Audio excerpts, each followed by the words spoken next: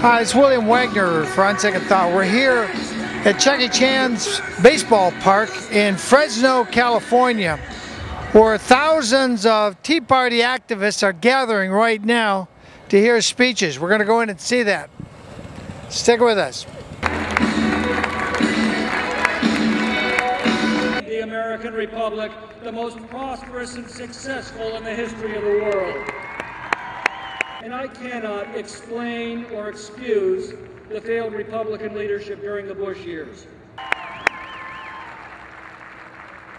It's now been 15 months since the inauguration of Barack Obama, with all of the hope and trust that the American people placed in him for our future. Think about what has happened to our country in these 15 months, and think about how far our country has strayed from what Thomas Jefferson called this sum of good government, what he described as a wise and frugal government, which shall restrain men from injuring one another, shall leave them otherwise free to regulate their own pursuits of industry and improvement, and shall not take from the mouth of labor the bread that it has earned.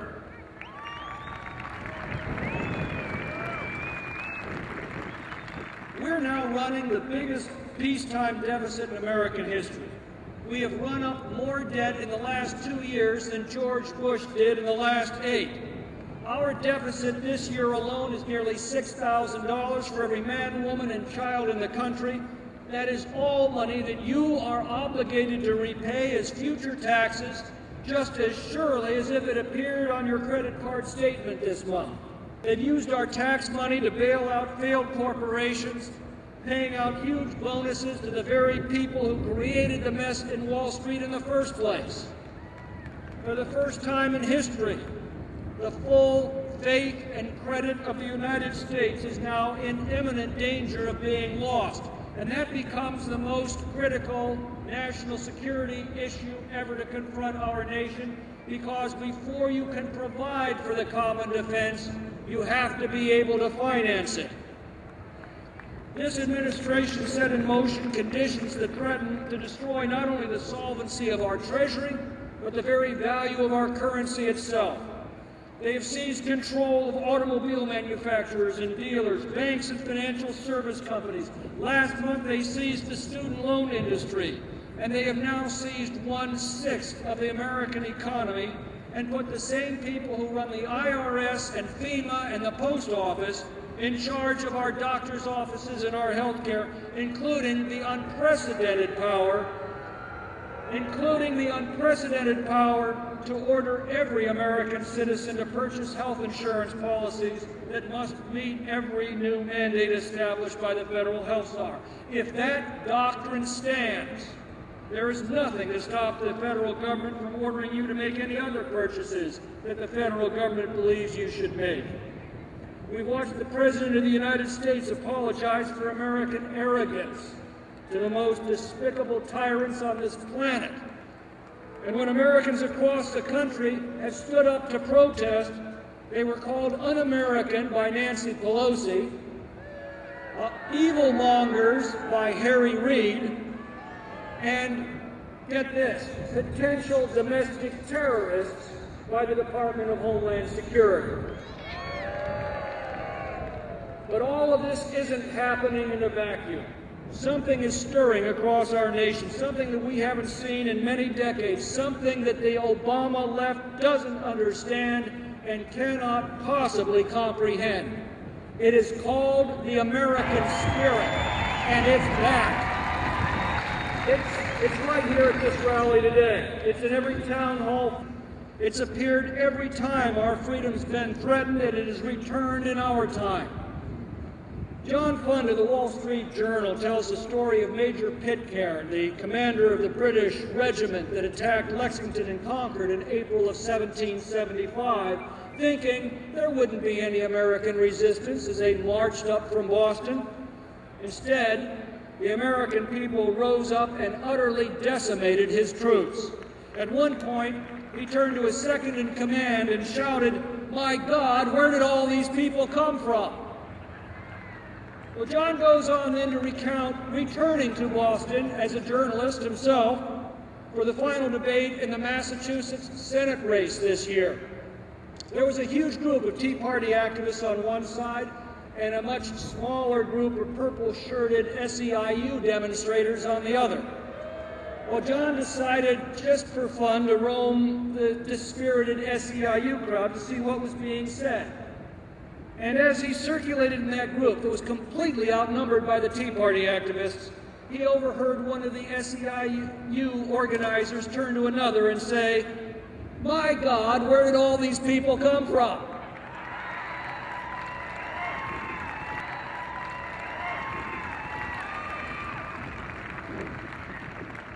Ladies and gentlemen, the debates in our nation's capital are merely a reflection of a much larger debate going on across our country. It's going on at coffee shops and town hall meetings. It's going over backyard fences and family dinner tables. And it is that debate that will determine the fate of our nation for generations to come. Many times I'm asked a simple question by folks who've never been involved in politics, who've never attended a public meeting, but who sense their country's in danger and they're rising to meet that danger. And the simple question is, what can I do? There's only one way to meet the danger to our freedom from within, and that is to rally the American people. And that means taking an active role. Taking an active role every day in the historic national debate that's raging around us. Stand up at every public meeting you can get to and speak out. Attend town hall meetings. Call into radio talk shows. Write letters to the editor. Leave comments after every article that you read online. Email your friends. If you see an article that you think is important, email it to your email list. Post it on blogs, on Facebook, on Twitter. Support candidates and causes that you trust. Agitate and agitate and agitate in every form that you can find. People say, well, what difference will that make? Obama and Pelozi and Reid won't listen, and that's true. But the American people are listening. You know, Lincoln once said that the voters are everything. If the voters get their backsides too close to the fire, they'll just have to sit on the blisters a while. It is a painful experience, but it's a learning experience, and they emerge from that experience sadder and wiser and in time for the next election. The Obama left might have supermajorities in both houses of Congress. They might have the most left-wing president in the history of our country. They might have the media and the union bosses, but they have lost the American people.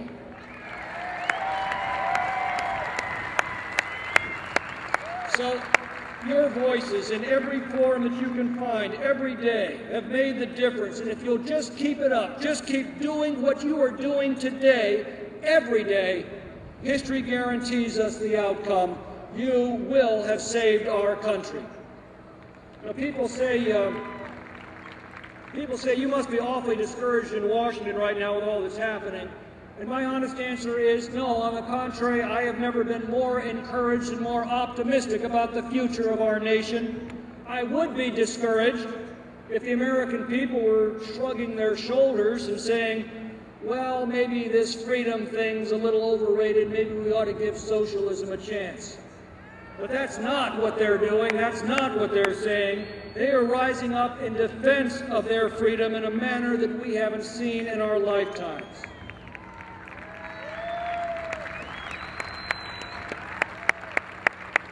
People also ask me, how can we trust the Republicans? After all, when we entrusted them to reduce spending, pay off the debt, reduce the burdens of our economy, and secure our borders, a Republican administration and a Republican Congress did exactly the opposite.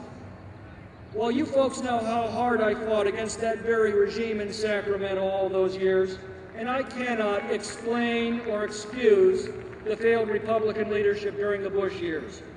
And I cannot explain or excuse the failed Republican leadership during the Bush years.